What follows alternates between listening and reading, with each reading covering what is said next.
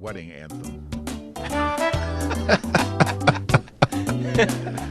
And now we have a solo.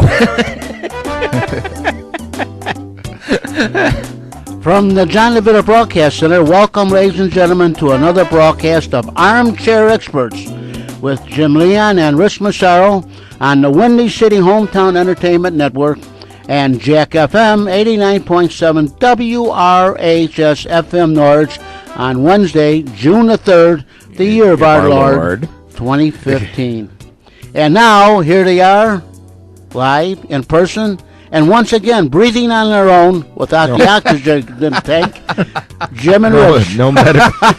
No medical assistance for Woo, us. John. My gosh, All right, John. No medical assistance for us, but... Who's been writing his stuff now? I don't know. I'm a little... I mean, after the year of our Lord, that we bowed out, so I don't know. He's got a ghostwriter now. Yeah, well... I'm telling you. I'm John telling you. DeVita in good spirits on Tuesday, June 2nd. Yeah. You'll be hearing this on Wednesday, June 3rd.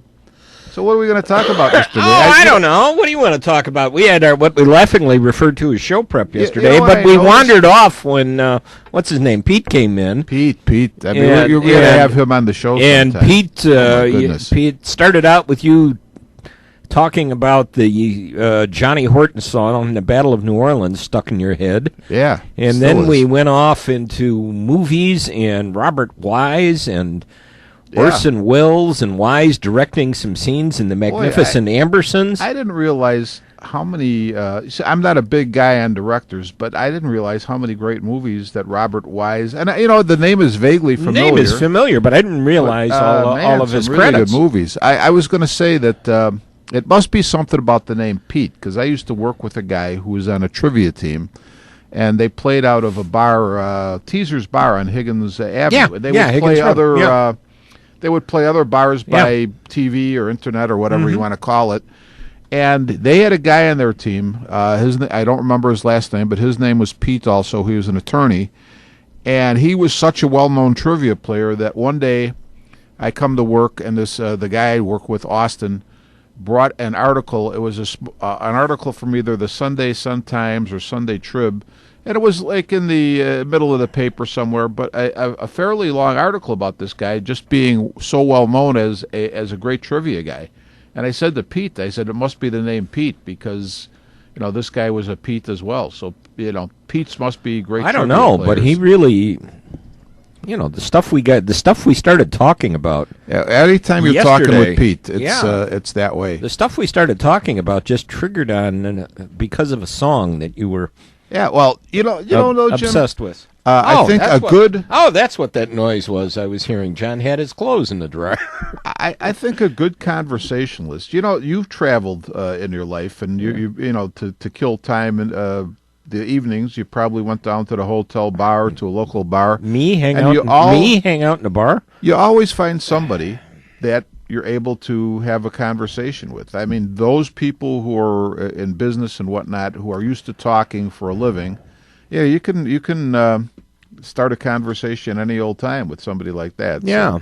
So it's always good to find a conversationalist. Well, let's see. What should we get into today? This item just crossed that given the choice of either playing for the Vikings or not playing at all, Adrian Peterson is going to return to the Vikings. That sounded like that was a pretty much a given, I think, because the Vikings didn't seem like they were going to give any. The Vikings knew they had the upper hand on that. Oh yeah. And is he going to walk away with from $45 million left on his contract? No, that's the other thing. He's an amazing running back, though. I mean, the injury that he overcame, he did a spectacular job on that. And speaking of money, I think I might have told this story on the show before, but when Brett Favre was still with I think it was with the Packers, and he was talking about retiring. And Jim Kelly, I used to have coffee with Jim every morning, and Jim says to me, I said to Jim one morning, I said, I think Brett Favre is he's gonna retire. And Jim said, he's not retiring. I said, well, it sounded to me like he's going to retire. He goes, no, there's no way he's retiring. I said, how can you be so sure? He said, his wife. I said, what do you mean his wife? He said, what woman is going to leave well, however much money it was, $10 million, and On the table. she's telling him, Brett, you're playing. You're playing. So when you said, he's got $45 million left on his contract, you're right, he's playing. And I mean the issue too, when he goes in and demands a trade, you're not going to get much for a 30-year-old running back who didn't play last year. That's true too. Although the from rumor a business was out there that the Cowboys wanted him because he's a Texan and they lost DeMarco Murray, so that would have seemed to be a fit. But you're right. There's so many. The Vikings would be at a definite disadvantage trying to trade him. Vikings were in the upper hand. So. Well, they had the upper hand with him, but they would not have an upper hand trying to trade him. No. So he's stuck. Well, I mean, they could very say, well, I'm sorry. All they wanted to give us was, a fourth rounder. Yeah. Yeah. By the way, when we were talking the other day, I had totally forgot. You said the Hawks had traded a second rounder for Kimmo Timonen. Mm-hmm. Okay. Well, I guess at the time when they needed a defenseman, it seemed like a good idea, and Plus, not draft choices, not being able to put a name to who that person would actually be. It's not like that big of a deal. No, you can't. You can't do it. But I think when you're going to get into a point where you're going to have the potential to do some sort of rebuild, and we've talked before that. There'll probably be a number of guys on the team right now that won't be here next year. Right. But it might free up some of that bottleneck of talent that's been held up in Rockford. Definitely. For so long. You got to start to restock. Yeah. Now, I think some of the a couple of the foreign signings that they've actually, Jim, they've had way more foreign signings than the press is even than even talking about. Yeah. But I mean, a couple of them could be a big difference next year.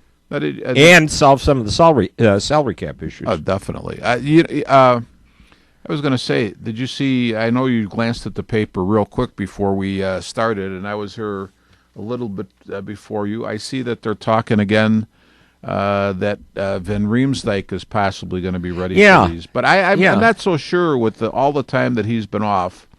And the fact that he played when he was here, but he's still basically a very inexperienced guy. He's still inexperienced, but I mean, he also had some ice time at Rockford when he... True, but I'm not so sure Quenneville, it'll be interesting to see whether he goes there or not. And I'm not sure if Van Riemsdyk's ready to play or not, so it was on the previous page there.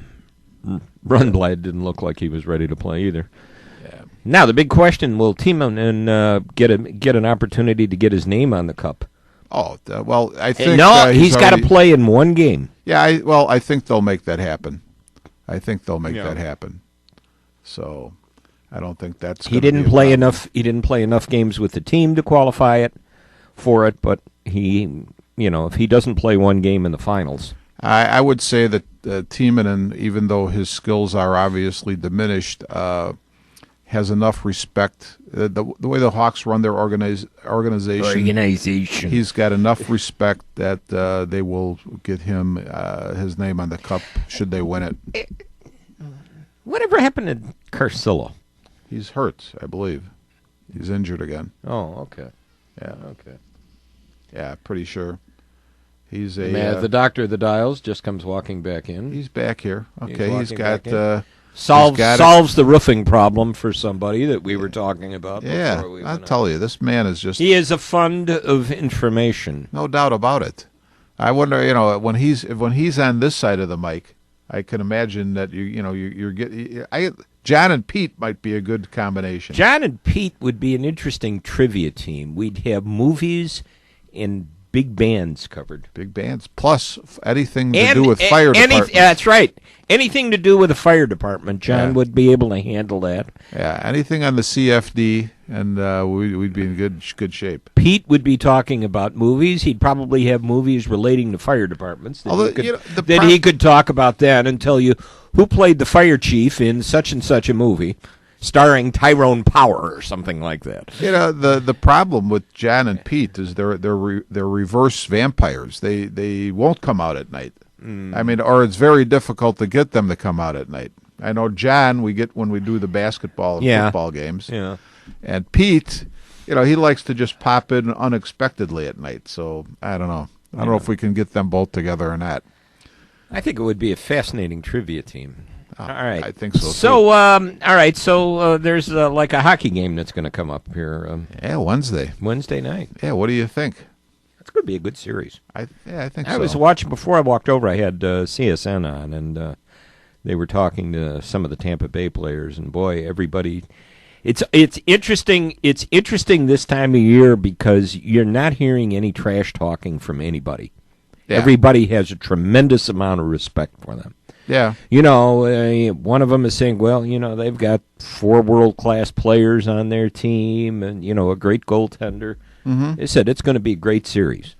And I think it's going to be. I think it has. Yeah, I think got it really the has the potential to be a really, really I good really series. think, Jim, I mean, all due respect to the Anaheim Ducks, which is an excellent team, obviously, but Coached by Alfred Hitchcock. I think their strategy, was ended up to be flawed because as the series went on, with all the hits, I think they were wearing themselves out more with the hits than they were the Hawks out with. Yeah, and I mean, I mentioned this to you yesterday. If you looked at Frederick Anderson's save percentage, starting from game 1 where it was like 95, then 92, then 91, then 90.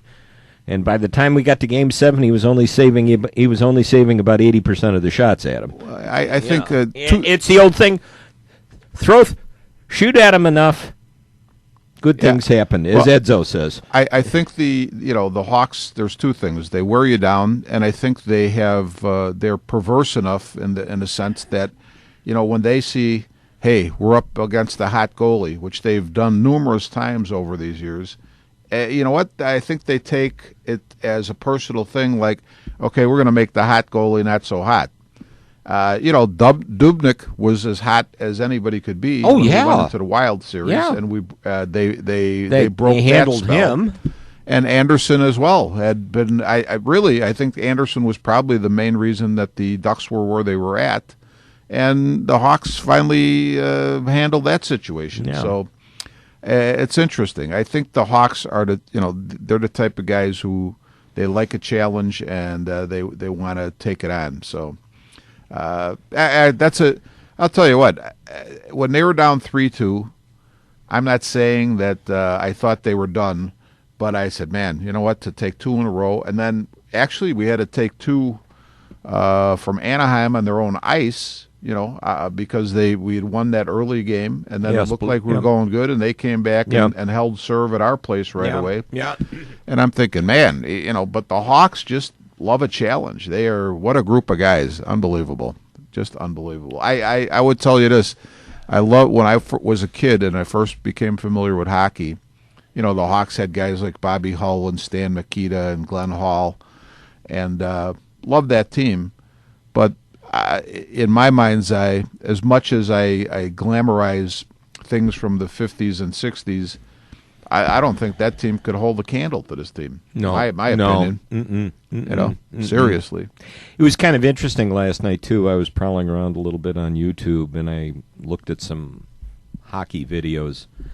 A few years ago, it was up in Montreal, and I must have been some sort of anniversary up there, but they were honoring past Blackhawk greats that night, and also Montreal greats. So I mean, you saw Cornelier introduced and that, but gosh, to see Eric Nestorenko walk out on the ice one more time, I'll tell you, one of the greatest penalty killers ever, I think, to wear a hockey uniform, Eric Nestorenko. And here's a guy too, ultimate team type of guy, because my understanding is as a young guy in juniors or whatever, he was a goal scorer. And even with the Hawks, he could still score when he had the opportunity. Scored 200 goals in his career with the Hawks. But he was a guy who go out there and do the penalty kill. I would say maybe similar to the way we look at a Marcus Kruger today or whatever. Yeah. So Yeah. You know what upsets me, though, Jim? The guy who I think on the Hawks never gets his due, and he's excellent. He has his moments where, like anybody else, he's got his ups and downs, but so mentally strong is Corey Crawford. I really think Corey Crawford is underrated goaltender. He really is. He really is. And you know what? This is another one. I'm just have this terrible feeling that once the season is over and it comes time to have to look at what the salary cap is going to be. You know, you've got Scott Darling sitting on the bench, and who's out? Who's at Rockford? Rianta. Rianta is there, and Leighton. I'm just wondering if No, here's the deal. I don't think they just know what have this- they've got there. I know they know what they've got, and I just have this terrible fear we're going to hear I don't think so. Crawford. I'll say this: Crawford being traded. I Actually, just have this fear. it's interesting the way the goalie situation worked out, because I understand that Scott Darling really looked good for during the season. Yeah, I did. But I would have to say that he stepped in. He did great at the beginning of the Nashville series, but I think all of a sudden, this is just the way I'm saying. I'm not trying to knock Scott Darling. I think he was, when he really knew that the game needed to be won, because I don't remember which game it was in the Nashville series, but he started in a critical game. Don't remember which game. I think it was game 3. But he was, I think he was out of his depth. That doesn't mean he's not going to be a good goaltender. I'm not saying that. But I think, really, when I looked at that game, I said, you know what, Scott Darling is a little out of his depth here. And I was glad to see Corey Crawford come in and, have his mojo back, because actually, right now, I would say it's Crawford 1. Even though Darling is the backup for the series, I think Rianta, in reality, is the more solid goaltender at this point, and then Darling. I think he is too, and I think it was probably a good choice to send him to Rockford so he could actually get some time, because he wasn't going to play a lot here. Yeah, that's true. But I think Granta is probably the better goaltender. But I don't know why. I have this terrible feeling in the pit of my stomach that we're going to see an item someday that says Corey Crawford's been traded. And that'd be a big mistake. I think I'd so say. too. Speaking of mistakes, let's talk about the Bulls. Oh wow, yeah. Let's talk about how about the that Bulls. for a Right. How about that for a nice segue, huh? That's very good. I love it.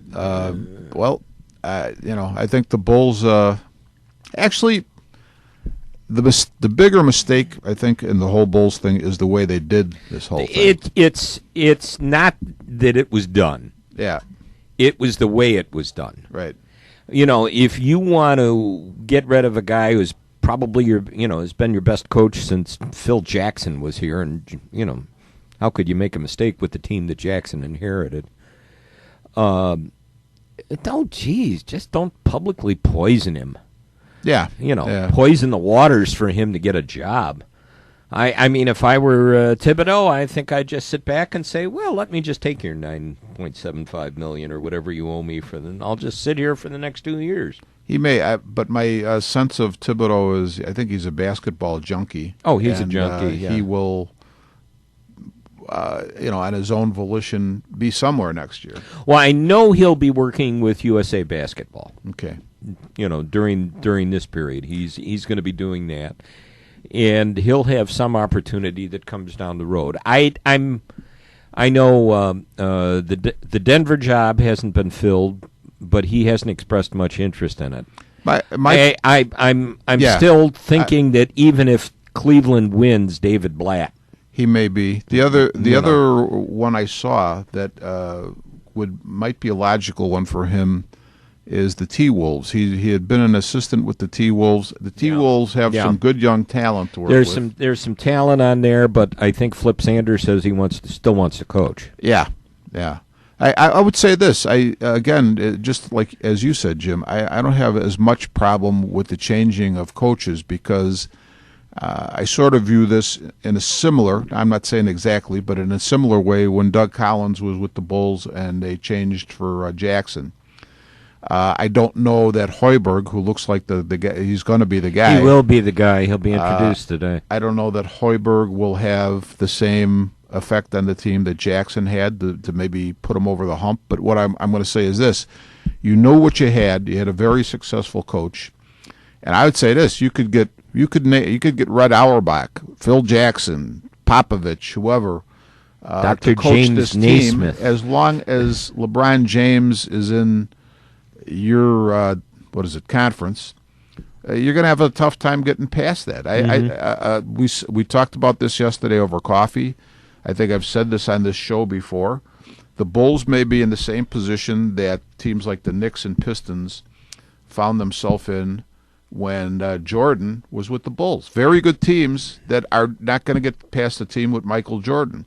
In this case, the Bulls may be that very good team that's not going to get past the team that's got LeBron James. And they are going to be, draft-wise, unable to do anything in the draft. When you're drafting down that low, you are going to wind up in basketball purgatory. Mm-hmm. Unless you luck out somewhere along the way. Yeah, and let's face it, like I talked yesterday, Marcus Teague wasn't exactly a sterling draft pick. No, but they've had some other strong ones, even with their drafting positions. But you're right, it is sort of like a basketball purgatory. You're not going to get the cream of the crop, and I would say realistically, from what I see in basketball today, once you get past the first, I don't know, once you get past your first half dozen picks, I was going to say, much there. Yeah, I was going to say, you get past the lottery. Yeah. And it's a crapshoot. Yeah, definitely. It really is. And I think back to the days when they used to draft 10 rounds. Yeah, well, that was the days when guys were staying for their they'd play 4 years. 4 years, so. Yeah. For the most part. The interesting thing about the draft, Jim, I know that we didn't talk about the draft, but when you brought up Marcus Teague, yesterday, I was thinking about this, and then I think we got onto something else. But I think, again, we might have mentioned this on the show before. Take Kentucky and all of the players that are going to come out this year from the Kentucky team that are going to be drafted. I have a basic mistrust of that because Marcus Teague, I think did Kentucky win the NCAA with him on the team? I think they did. So Marcus Teague benefited from the other strong players around him, and as well they benefited from him being on the team, obviously. But look at a guy like Stephen Curry, who came from where he was with a relatively, he was not with a big time basketball power, but here's a guy who really had to basically be the guy on his team. Now, is a guy like that, because of the what he had to do with his college team, the load that he had to carry, is that guy more ready for the pros than a guy who was surrounded by a bunch of other good players? In terms of, I'd take Curry. Yeah, he's proved it that way. I think Kentucky, the guys all look good because they're all good guys. But a lot of them may not be ready for the pros. No. Or a guy like Curry, who really pretty much had to shoulder a huge load for his team, is more ready because he's had to carry that load. And he's proved it. Right. Where you've had some of the guys that have come out of Kentucky, Anthony Davis comes to mind. Right. He's an outstanding. He was going to be a star. Yeah. Definitely. But some of the names that were mentioned this year, I kind of look at it and go, "Really, you're coming out?" Yeah. Why don't you go back to school, son? Yeah, some of them need to be staying in school. But I guess back to what you said. In the days where there was 10 rounds of a draft, there was more value, if you want to put it that way, in the draft. Now with guys coming out with the one and done rule. I have to say, I seriously question the mentality of the pros in taking those guys. We were talking about a guy yesterday in the Teague draft that the Bulls passed on, who's a very solid player. Draymond Green. A 4-year player, Draymond Green. Yeah, he was available in the second round. Yeah. And the Bulls drafted late in the first round. And he's been a very good, solid contributor to the Warrior team, and which is exactly what he was, maybe on a little higher plane, maybe a little more responsibility at Michigan State. But when you saw that guy play, I remember watching, I don't watch that much college basketball, but the opening game, I think, of his senior year was the game they played on the Battleship. Mm-hmm. And I don't remember North Carolina. Was it North Carolina? I think. And I remember not that he did anything spectacular, but being so impressed with Draymond Green as you saw him in the team huddle, the way he related with his teammates, the things he did on the floor. That type of thing is being shunted aside by pro basketball for your Showtime guys, who are not always guys who show up in the crunch time. No, and I mean, you look at the program that he came out of, and you look at the coach. Yeah, okay. I mean, you're going to get some solid. You're going to get some solid background because Tom Izzo is Tom Izzo. I think if you go to Kentucky, well, you've got to share your minutes with so many other potential All-Americans. Mm-hmm. But at least I think the one thing that impressed me about Kentucky was all these kids seem to be able to communicate well, so maybe John Calipari at least teaches them how to talk to the media. Well, I think the problem with the Kentucky guys is not that they're not good players, but again, because they're all very good and they play on the same team with each other, they look better maybe. Not to say that they're not going to be good, but they may be just good solid guys, but some of them look like they're lottery picks, maybe they're not. You know what I'm saying? They may be more in the Draymond Green, type of player, a good, solid pro player, as opposed to guys. Oh, this guy's a lottery pick. They're talking about what's his name? Who's the guy with the three names? He's got the hyphenated last name. Carl Anthony something. I don't remember now. I can't remember these guys' names, but I'm not saying that these guys aren't good. Good players, Willie Stein-Cauley. Stein-Cauley, yeah. Okay, he may be a good player, but if he's a lottery guy, he may end up to be more like, say, a Draymond Green than he is going to be like, I don't know who you could name that was a good lottery pick, but Jabari Parker, even though, Yeah, I mean, I would say this. You're going to get a good, solid basketball player, but not a guy who's going to make a huge difference on your team in a relatively short time. This is not going to be a guy who's going to turn you from a lottery team to a playoff team. Right. I mean, guys like Anthony Davis, Jabari Parker. There's some. Who else is in the league right now that came out this year that was a impact type of guy? I can't think. Yeah. But there's maybe one of those guys in a draft. And the other guys are going to be lottery picks, but they're not going to have that effect for you. They might as well be the second round pick, just as soon as they are a lottery pick, because they may be solid players in the long run, but they're not going to be super huge difference makers. Mm-hmm. So, okay. But what do you? Interesting thing is we texted back and forth. I'm not going to say, Fred Hoiberg is not going to be able to do the job. I know that the papers were saying yesterday, well, he's got no pro coaching experience, but he knows the pro game. He was a pro for many years. He was an assistant. And an assistant, yeah, and he was a front office guy. Yeah. So I think he knows the game from a lot of different points. I don't put any stock in that he's never coached at the pro. He's never been a head coach at the pro level. No. The only thing that I would be wondering about is he likes to play a very, very up-tempo offense. Mm-hmm. Mm-hmm. Is he going to have the personnel to play that offense here?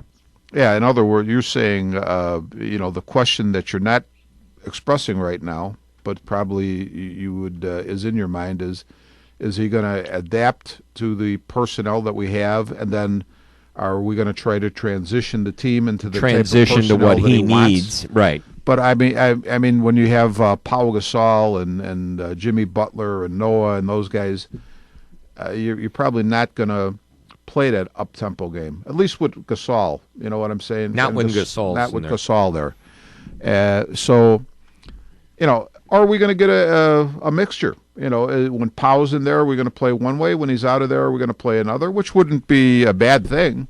And I'll ask you the question: do you think Joakim Noah is going to be around next year? I don't know that Joakim Noah is. There's another name I wouldn't be surprised if I see traded. Well, I don't know that they could get anything. They're not going to get much. They're not going to get much for him. They're saying his knee is bone on bone. Yeah. And I think there's a guy who I hate to use this. As John points to his own knee and says, "Yep, bone on bone. I feel his pain." I hate to use this word because I think it's an overused word and it's sort of stupid word in the context of sports. But if you want to say that there's a guy in the Bulls who's a warrior or has been a warrior, I'd say Joakim Noah would be that guy.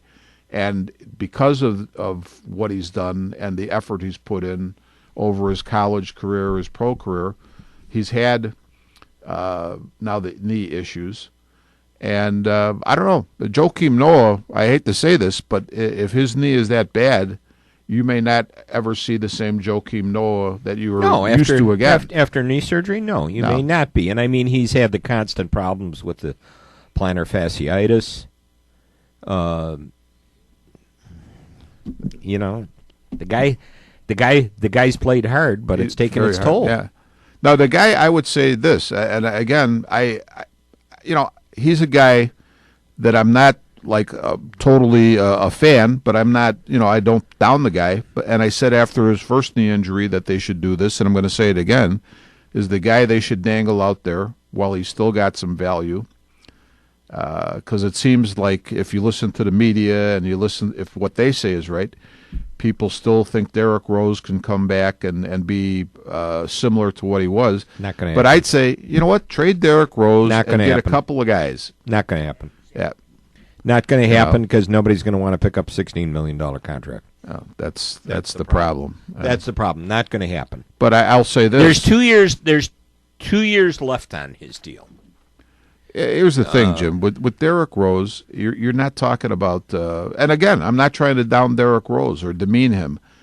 You're not going to be, if that's the guy you're building your team around.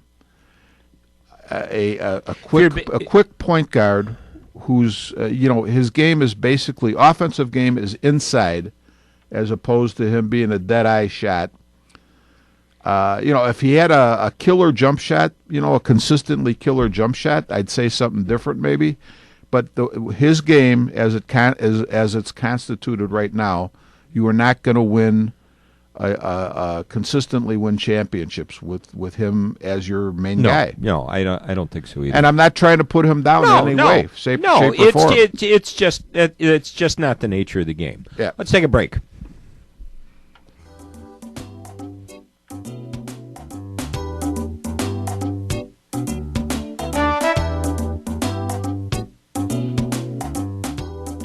You're listening to Armchair Experts from the John DeVita Broadcast Center on Jack FM 89.7 WRHS FM Norwich and the Windy City Hometown Entertainment Network on Wednesday, June the 3rd, with Jim Leon and Rich Massaro. And this is Jack FM 89.7 WRHS FM Norwich, Illinois. And now, back to Jim Leon and Rich Massaro. Thanks, John. And we're still breathing on our own, too. Yeah, without oxygen. There is no mechanical devices keeping us John alive. John got me laughing right at the beginning of the show. No. He might have a new thing for every show. I don't know, yeah. Jim, I want to stick on the subject of the Bulls for a little bit more. Because when you had texted me, I don't watch these types of things, but I was home. You had watched the news conference, right? Yeah, I watched the presser, as they say. And I think you had mentioned in your text going back to there our text. were players that that the management had indicated that in players' exit interviews that there had been they were hinting at some discontent with Thibodeau. There was some discontent with Thibodeau. I honestly think Jimmy Butler may have been one of them. Okay, because there were players, unnamed players that said, if Thibodeau is still the coach, don't expect to see me around the Advocate Center working out this year, this summer especially. Now, why would you think Jimmy Butler? I don't know. I think he can pull. I think he's thinking he can pull his weight now. I'm thinking he's going to be a guy that's going to be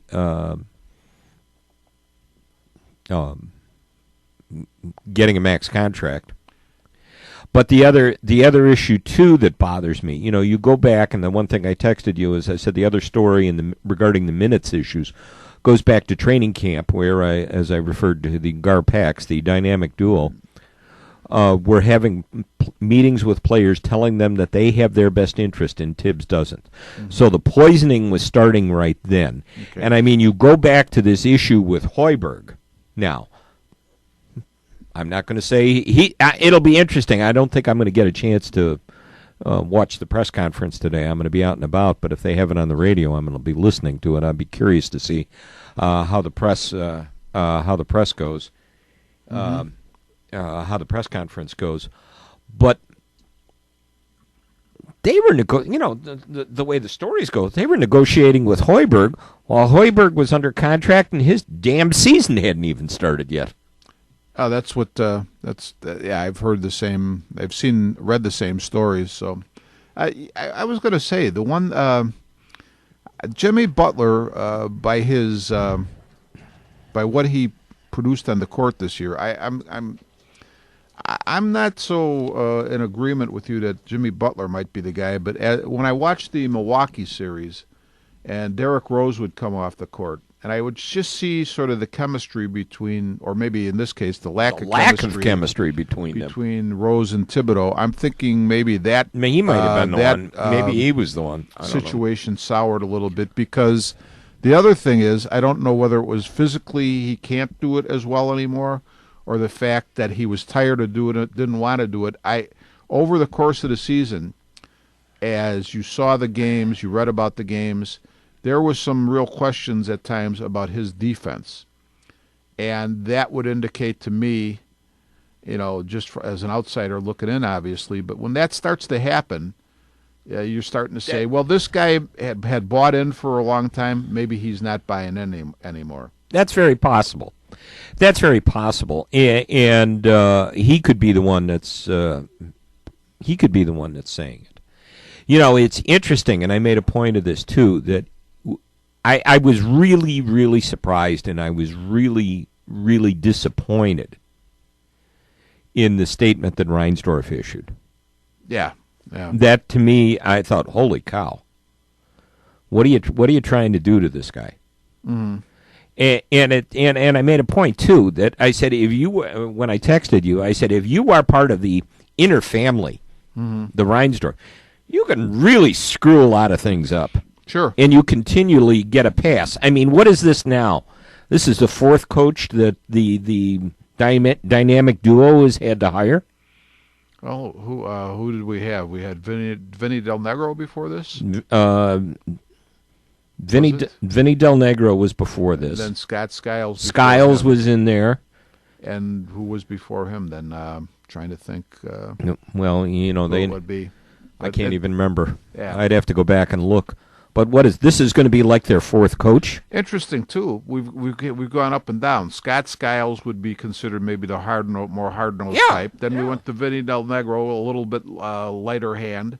Then Tom Thibodeau ratcheted up the discipline again. Now I'm assuming Hoiberg will be at least viewed as a lighter personality. A lighter personality. But and you hear the other things too with Paxson. The comments about Paxson, that you never know which John Paxson is going to show up mm-hmm. on a particular day. I mean, remember, this is the guy that grabbed Del Negro by the tie and shoved him up against the wall. Jim, did I ever in front of the press? When John Paxson was playing, mm-hmm. I remember distinctly. I think we played. I want to say we played Miami in an opening when it was still best of 5 opening round. And I have a guy. I wouldn't call him a close friend, but he's a close friend of Ferk's, and he's an acquaintance of mine, Ronnie Elysiak, who is an NBA official. And in those playoffs, it might have been a game later in the season, then in the playoffs, Ronnie teed Paxson up a couple times.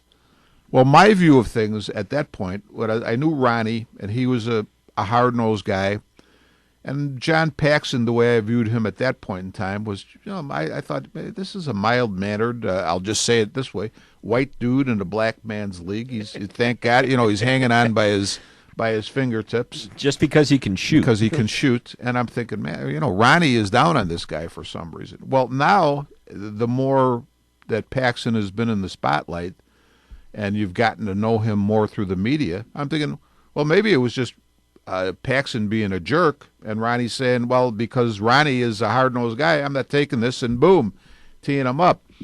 But, I'm getting a totally different flavor for John Paxson, and what you're saying there about him being an off-and-on personality, could very well be true. Yeah.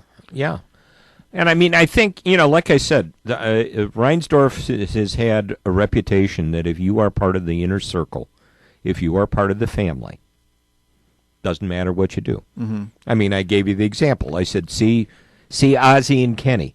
Now, think about this, though. In John Paxson's case, and I'm not saying that he doesn't know the game of basketball, because obviously he does. He does. But to me, here's a guy. His brother had a good career. As soon as I heard, that he was trashing Thibodeau, I thought to myself, here's a guy who should be probably, if you want to be facetious, which I'll be right now, should be kicking back part of his salary every time he gets a paycheck to Michael Jordan. Because the odds are that you would not see John Paxson in the position of authority he's in now if he had not played with Michael Jordan. And not gotten in a fight during practice with Michael Jordan. Here's the thing, though. Did you ever, I remember years ago reading, when the paper was a lot more informative than it is now.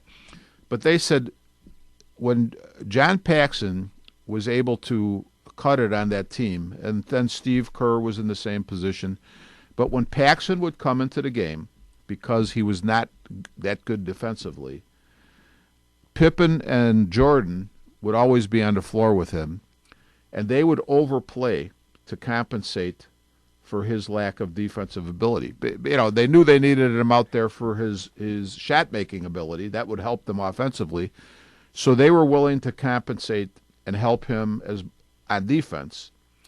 And that's what enabled him to stay in the league. And I don't know how many years he was with the Bulls, but he was with them for a number of years. And so, in other words, here's a guy who, if he'd not been on the Bulls with Jordan and Pippen, in this case, he probably wouldn't have been in the league because he couldn't cut it defensively. He would have been out a couple of years. So, so what bothers me about this is, again, he knows his basketball, but the arrogance of the man to try to be like, I'm the end-all and be-all of basketball knowledge, this guy would be unheard of today. He'd probably be selling Fuller brushes or something if it wasn't for Michael Jordan. So, you got to. To me, you always got to remember where you came from. What about and how are you really there? And what about the other? Strictly on your own brilliance. No. And what about the other half of the team? What was his background? I'm trying to remember. Gar Forman was actually an assistant coach for Tim Floyd at Iowa State. Okay. And then he's been in the NBA, I think, in an office capacity. I don't know. I can't remember. That Did he's he actually play? sat on the bench. Well, he may have played in college, but I'm not sure about that. Garf. By the way, if you want to see a hilarious photo, just punch in Tom Thibodeau's name on the internet, and if you go through the Yahoo search engine and then punch in Thibodeau, they have. You probably know the routine. They have pictures of the person, and they have a picture of Thibodeau playing basketball at, I think he was Salem State University, I think is where he went. Mm-hmm. And it's just, he's just as hefty as he is now, or similar, and he's got a sort of a permed or afro haircut that he's going up for it's hilarious, I tell you. Gar Forman is an American this is from Wikipedia.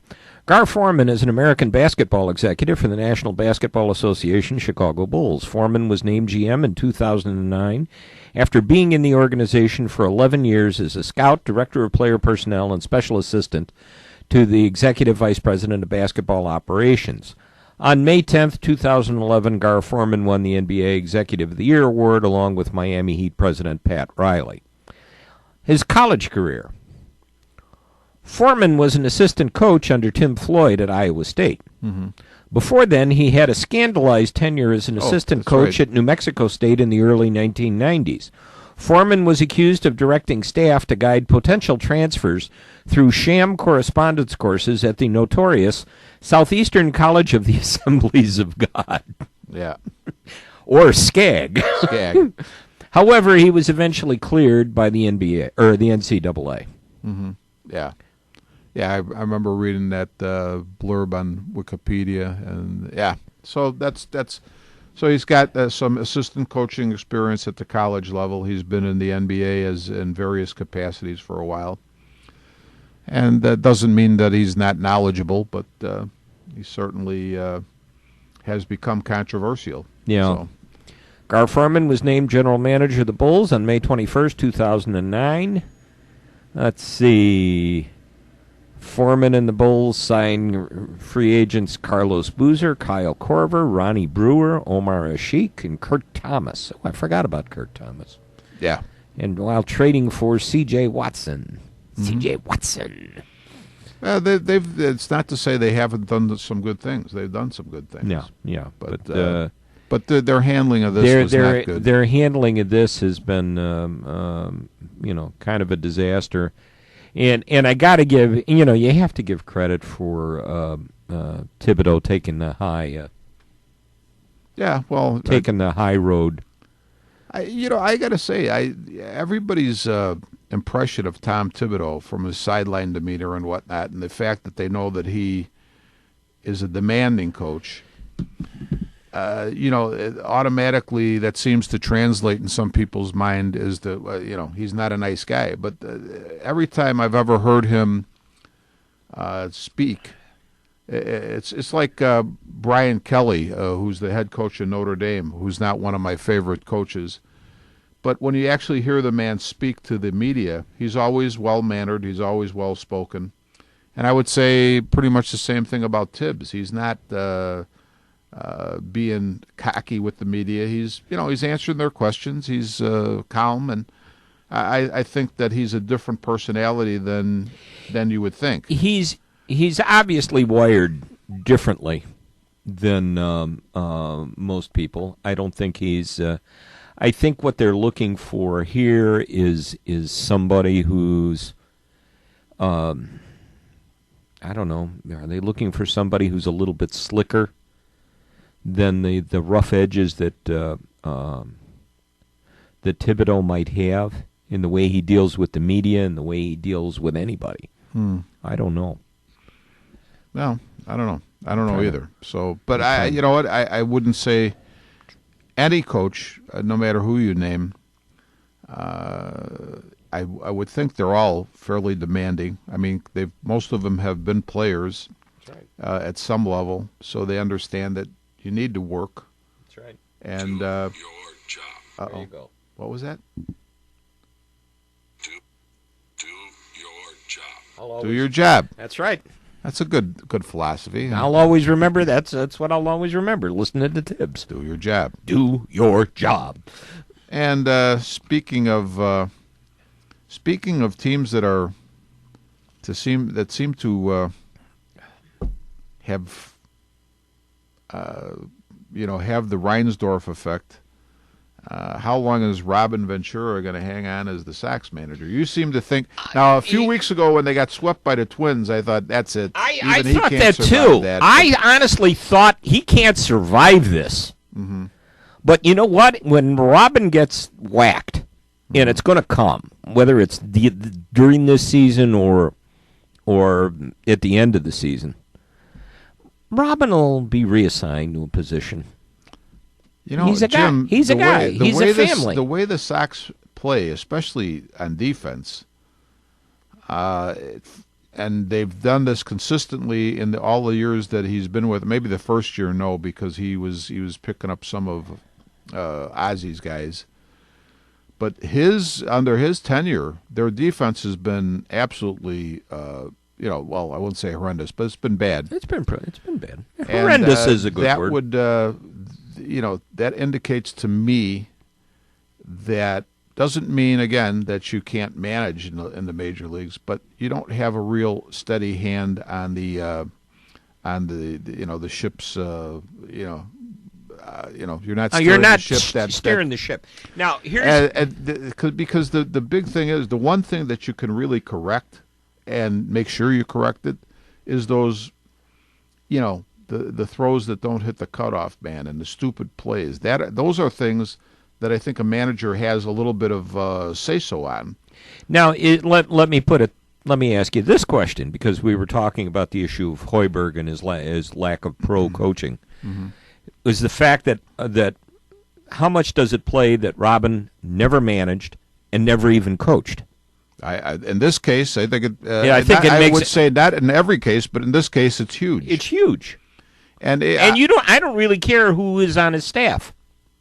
No, to surround him, the decisions have to come from him. Yeah, definitely. And you know what? Whoever's on his staff is you know what? Those are all guys. No matter how knowledgeable they are or aren't, their bread is buttered with that manager. I mean, you take some of those guys probably wouldn't even have jobs in Major League Baseball if they didn't have an associate. Cooper. No, I'm not saying. Yeah, Don Cooper. But there are few probably. I'm not even saying who. But you go down any manager's staff, not just Robin Ventura. There's a few guys who probably would not have jobs in the major leagues if they didn't have a relationship with that particular manager. I'm not talking about maybe your pitching coach, your batting coach, whatever, but your first base coach, your bullpen coach. Some of those guys would not be there if they didn't have a personal association with the manager. Sure, a lot of guys, like your bullpen coach and that. A lot of guys, he's his gin rummy. Yeah, partner. He's his drinking buddy or he's whatever. He's his drinking buddy.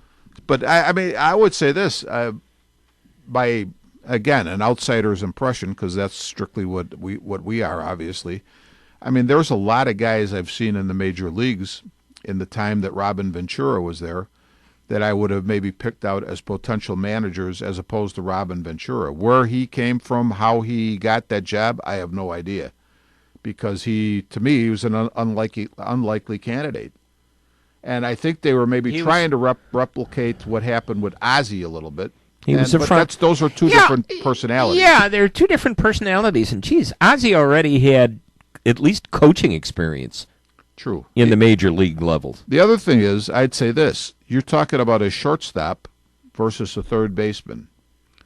And to me, if you're looking for potential managers when you look at positions, I'd say your catcher and your shortstop, then maybe a second baseman, and after that it's a crapshoot. Those guys, because of the positions they play and the responsibilities they have, would be likely potential. I'm not saying every one of them would be good, but those positions are more likely to develop a manager type of personality than say a third baseman or a first baseman or a right fielder. When you build a team, where do you usually build it? Up the middle. Up the middle, right? And that's where you're going to look for your talent. Yeah. For managers. Yeah. Yeah. So no, I agree. So that it's just Robin Ventura never made much sense to me. I tell you, I liked him as a player. I thought he was a good player, but as a manager, I was like, when the Sox hired him, I was like, boy, that just didn't make much sense to me. He'll go back into the front office in some position there.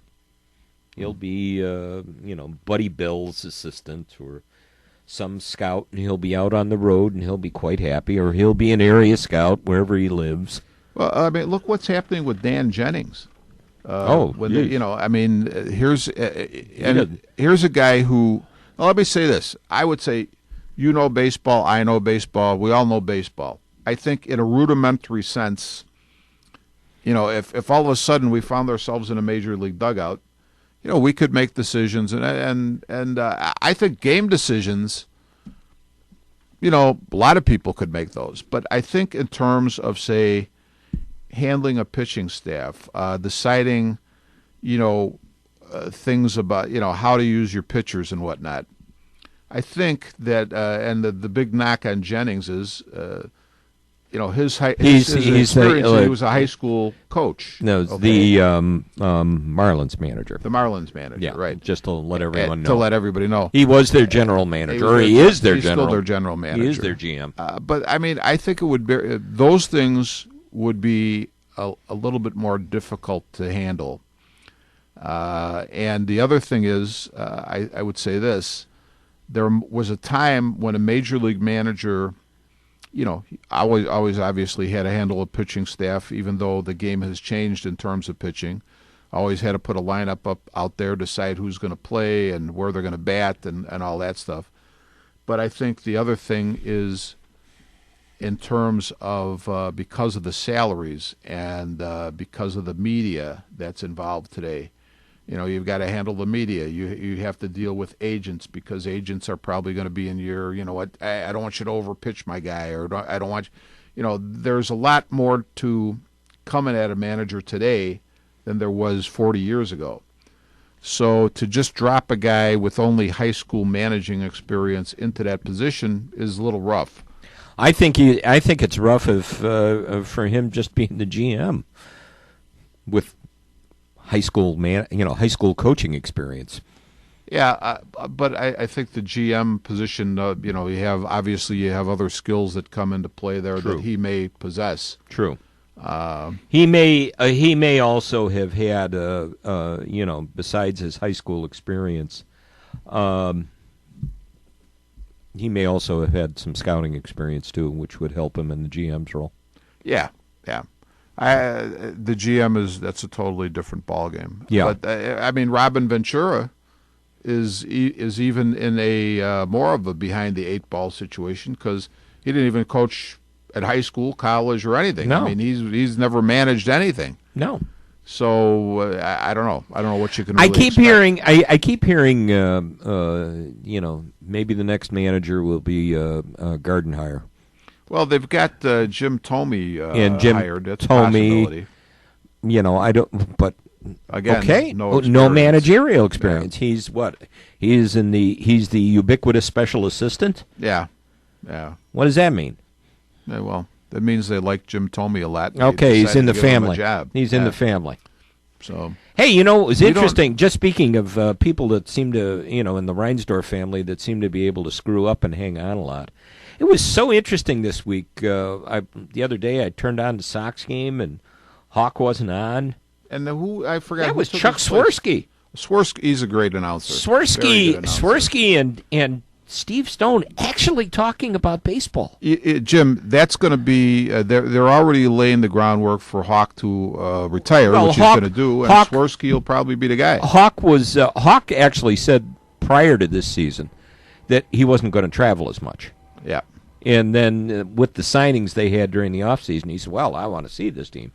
He came. I heard something, and I wish I could remember the whole quote, but it was absolutely one of the most, I could just imagine Steve Stone just going like this with his palm against his forehead when Hawk came out with this. And Hawk was talking about great center fielders. Mm-hmm.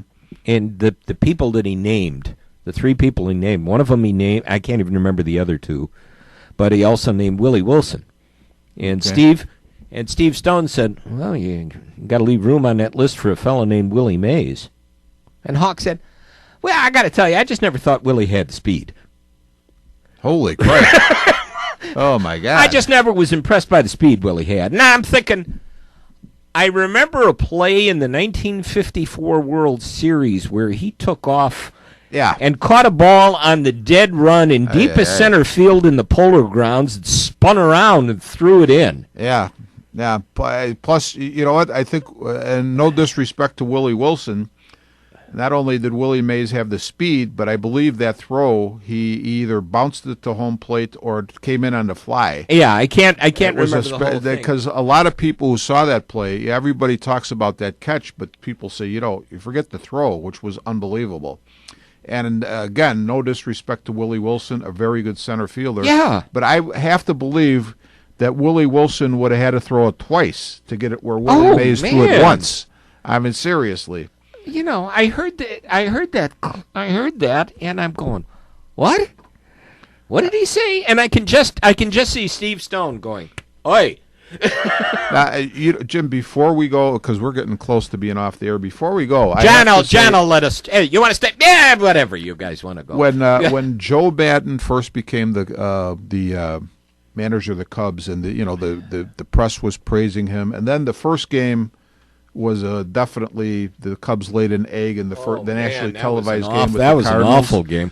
And I think on this broadcast I got a little bit facetious about Joe Madden, but I have to say that Joe Madden, I don't know what he says to the team, them personally, but everything he says about the team to the press, I think, is just spot on. Oh man, he's excellent, and I can see why he was so well thought of. Yeah, I listen to him, and I've watched some of the games, and I just look and I think, boy, this is the right man in the right spot. Yeah, for this he is very good, very, very good for this ball. I don't think this is going to be the year. No, I don't think so either. I'm not even sure if next year is going to be the year. But what I like, Jim, is that he's telling everybody, and he's making no bones about it, our goal is to be playing in October, because his young ball players have to hear him say that. That's right. You know what? He's not going to worry about if that doesn't happen, and the media maybe pan that a little bit, because he's not worried about what the media thinks. He's worried about what his team thinks. He's worried about what his team thinks. Yep. And I get a kick out of him. I just get a kick out of the attitude. Yep. Yeah, that's he's something. I really like him. And, all the way through. Yep. And you know what? He's not one of you. I know that you tell the story about Pat Kennedy when he coached DePaul, and how much you disliked the fact that he was telling one group of people one thing. He told the press one thing and ran his players down in front of the booster club. Because I think Joe Madden always looks at his players and expresses his feelings about his players to the press in the most positive way, which I like, because those guys got to play for you. You always have to see their upside as opposed to their downside, in my opinion. I mean, you have to be aware of their downside, no doubt. I mean, you got to be realistic. But when you're talking to people about your players, those are your players. Those are the guys you're counting on to perform for you. So you always have to see the positives, and I think that Joe Madden does a really good job of that. I think he does too. Yeah. I think he does too. So, John, you still awake in there? Oh, yeah. Okay, just checking.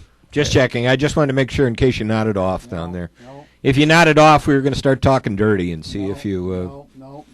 If I figured if you dove for the phone, then you were only playing possum. We're going to right. wrap it up. Yep. No, please don't, because I think Father's on vacation over at Divine Savior. Oh, all right then. We can't. Okay. All right, we can't start talking dirty then. So, All right. A lot of fun again. Good conversation. Hawks in 7. What do you say? You know what? I'm hoping that it'd be the Hawks in 6, but I really, you know what? I cannot really predict anything, because other than highlights, I haven't seen the Tampa Bay team play, so it'd be very hard for me to say. You know what? Talk to me. We'll have already seen a few games. Hopefully, we'll have Al Marks here next week. But talk to me next week, and I'll tell you what I think. Next week. Hopefully, we're going to have Al Marks here talk some Ridgewood sports, and have some fun with him. I'll blame him for making me an accountant, because I took his courses back when I was in high school. I'll blame him for that. So, in the meantime, we're going to get out of here. Thanks for listening. We had some fun again today. We'll catch you again next week. We are Taillights.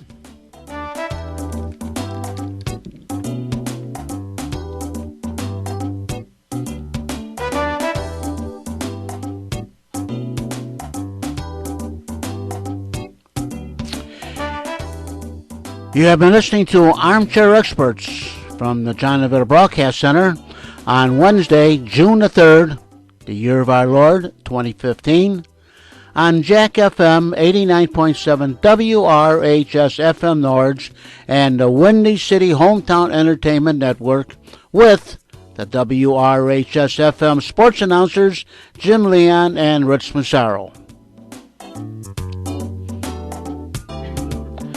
This broadcast was directed by John DeVita And a special thanks to radio station manager Kevin Zeflik of WRHS-FM Norwich and the executive producer of Windy City Hometown Entertainment Network, Mr. John Seconda. This broadcast was pre-recorded on Tuesday, June the 2nd, the year of our Lord, 2015. Until next time, please be safe, and thanks for listening.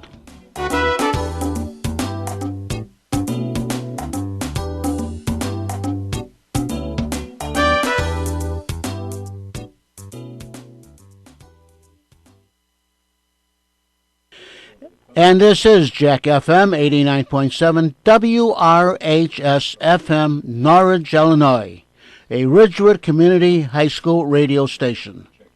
Have a good day, everyone.